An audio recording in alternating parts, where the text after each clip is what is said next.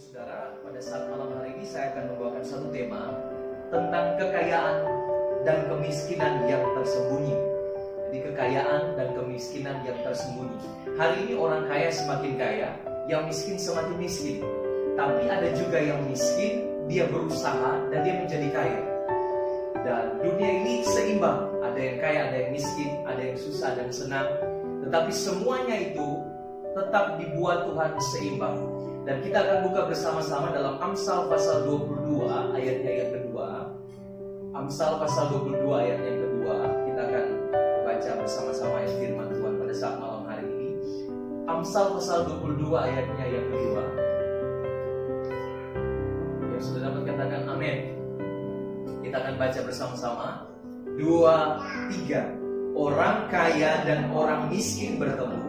Yang membuat mereka semua ialah Tuhan.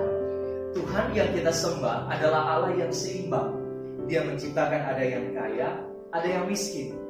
Ada juga orang Kristen yang kaya, ada yang miskin. Tetapi Tuhan itu ada orang yang tidak mengenal Tuhan, bahkan orang yang jahat sekalipun. Ada yang hidupnya kaya. Ingat, Tuhan memberikan matahari kepada semua orang.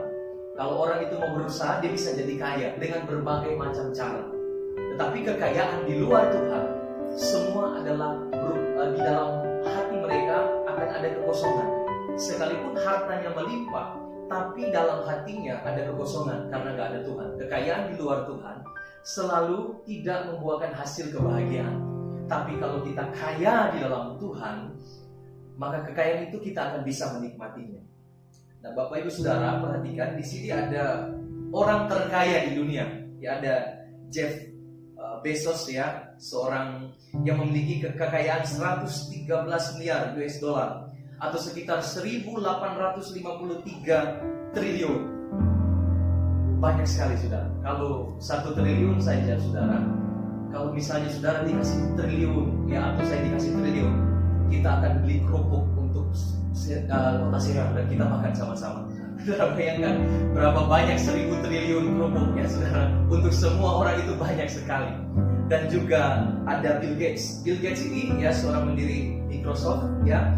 Dia hampir bertahun-tahun dia menjadi orang nomor 1 yang terkaya di dunia. Dan kekayaan di dunia ini, Saudara, yang mereka peroleh, kalau mereka di luar Tuhan, mereka nggak akan bisa menikmati.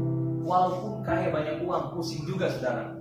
Punya uang mau habisin buat apa, Saudara? Kalau kita pusing, yang nggak ada uang, yang mau pengen beli apa nggak ada uang, tapi mereka pusing mau uang itu mau buat apa. Ya, kalau kita pusing, nah, mau beli apa nanti ini nggak ada duitnya. Tapi kalau mereka pusing mau beli apa duitnya. Tapi orang-orang ini mereka menjadi orang yang terhormat karena mereka memakai uang-uang mereka ini bukan untuk di clubbing, di dunia malam, atau mereka menghabiskan dengan yang tidak baik. Seperti Bill Gates ini juga, ya, dia seorang Kristen juga. Tapi dia banyak hal sosial yang dia gunakan uangnya, bahkan dia ada yayasan. Dan Bapak Ibu Saudara, jadi Tuhan itu menciptakan orang yang kaya dan orang miskin. Nah, di sini, Saudara, ada negara Burundi. Negara Burundi mungkin asing bagi Saudara, ya, di bagian negara Afrika, Saudara. Ini negara termiskin. Tapi sekalipun miskin, Saudara, mereka, coba lihat, ini ada satu foto yang diambil, mereka senang, bersuka cita, mereka menari-menari. Walaupun mereka makanya susah, tapi mereka bersuka cita. Tapi kadang-kala orang Kristen, sekalipun mereka gak miskin, tapi kayak orang susah. Banyak orang Kristen yang miskin, sudah gak punya uang, tapi kelihatan tambah susah. Mereka gak bersuka cita. Orang-orang di Burundi, walaupun mereka gak punya uang, tapi masih ada kesempatan untuk mereka bersuka cita. Apalagi kita di dalam Tuhan. Kita tahu kemiskinan yang kita alami mungkin hari-hari ini, atau kita sudah lewati masa-masa kita susah, merupakan satu hal yang diberikan Tuhan buat kita. Makanya malam hari ini kita akan melihat orang kekayaan dan kemiskinan yang tersembunyi. Saya catat begini, Bapak Ibu Saudara, Tuhan menjadikan sebagian orang miskin kadang-kala untuk melatih mereka untuk bersabar dan memiliki rasa cukup dan hanya bergantung kepada Allah. Tuhan kadang-kala izinkan kemiskinan bagi orang percaya khususnya untuk melatih kesabaran kita. Kadang-kala kita nggak sabar, maunya langsung berkat yang besar, maunya yang instan. Kalau Saudara pengen berkat yang besar dari Tuhan, Saudara harus melewati ujian yang besar. Yesus mati di atas kayu salib sebelum mendapatkan kemuliaan. dia harus melewati jalan salib penderitaan yang luar biasa, baru Yesus menerima mahkota kemuliaan. Dan orang Kristen, kalau kita mau menikmati kekayaan daripada Tuhan, kita harus belajar dari bawah. Sabar. Kasih tahu kiri kananmu, sabar. Ya, sabar. Kalau hari ini kita masih belum mempunyai banyak harta, sabar. Ya, memiliki rasa cukup. Kesusahan sehari cukuplah. Segala sesuatu harus dikerjakan disertai dengan rasa cukup. Punya makanan yang cukup. Kita makan yang cukup pagi hari. Bapak Ibu Saudara makan pagi, siang, dan malam. Semuanya cukup. Dan mengajarkan orang miskin untuk bergantung kepada Allah. Kalau orang tidak diizinkan untuk mengalami kesusahan dulu, dia nggak mungkin bergantung kepada Tuhan. Tiba-tiba langsung lahir kaya, tiba-tiba langsung banyak uang, dia nggak mungkin mencari Allah. Tapi orang percaya kalau dilahirkan dari bawah, dia dari bawah, dia akan menikmati masa-masa kesabaran bersama dengan Tuhan.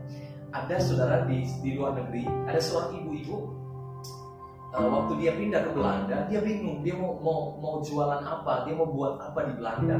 Terlalu susah untuk cari pekerjaan. Tapi ibu ini walaupun dia susah, dia orang yang bergantung kepada Allah, kepada Yesus. Dan akhirnya dia berdoa, Tuhan kasih petunjuk untuk dia bikin bakpao. Kalau di Manado katanya namanya biapong, ya, bakpao saudara. Lalu dia jualan bakpao ini, dia suruh cobain orang-orang. Nih, dia bagikan gratis. Kemudian dia minta komentar orang lain, bagaimana rasanya. Semakin dikomentari, dia makin merubah rasanya, dia bikin tambah bagus. Bapak Ibu Saudara tahu, akhirnya saudara, orang yang miskin ini, yang susah, yang bergantung kepada Allah, dari seorang penjual bakpao, akhirnya dia bisa buka usaha, dia bisa buka cabang di mana-mana di Belanda, dan dia buka restoran di sana, dan anak-anaknya sukses luar biasa di hadapan Tuhan. Oleh sebab itu, kalau kita mengalami keadaan miskin, bukan berarti Tuhan itu nggak memperhatikan kita. Amin. Dan juga kalau seorang yang kaya, sedangkan yang lainnya Tuhan dijadikan mereka kaya untuk mengajari mereka bersyukur dan memberi kepada orang lain. Jadi kalau sudah kaya, Tuhan mau ajar supaya bersyukur dan memberi kepada orang lain. Tapi banyak orang Kristen, mereka hanya menyimpan kekayaan mereka dan mereka nggak mau